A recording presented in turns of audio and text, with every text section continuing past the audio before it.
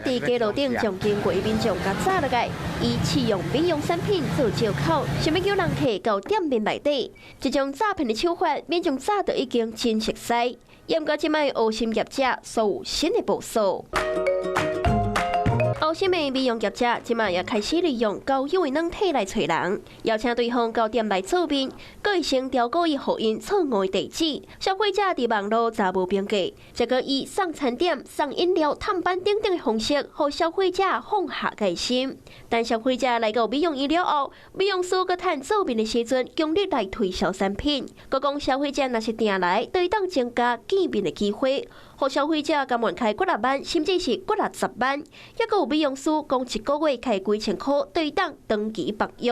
若是无想要使用，佮会当解约。但到要签分期的付款单时，表面是写申请单，也毋过煞有本票的单位。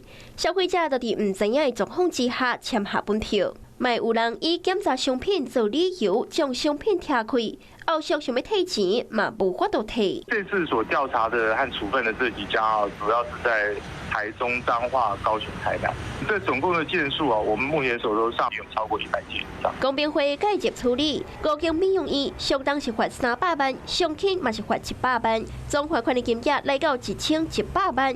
严格实际来到这5间公司的登记主旨，不是天门叫落来，但是强调这是私人的主体。一般传统的企业的话，你消保官跟他讲是有约束力的，但是这些不肖业者，他本来他就已经没有什么商誉可言了，被揭发了，他顶多就是在换招牌，一再的换招牌。廖总讲交到新朋友，想要教唆踏入诈骗的圈套，使用交友的软体也是爱提高警觉，唔通去互诈骗集团骗去。Hello， 我是林仙怡，想要抢先掌握最及时的新闻资讯吗？赶快订阅、按赞、开启小铃铛，锁定华视新闻 YouTube 频道。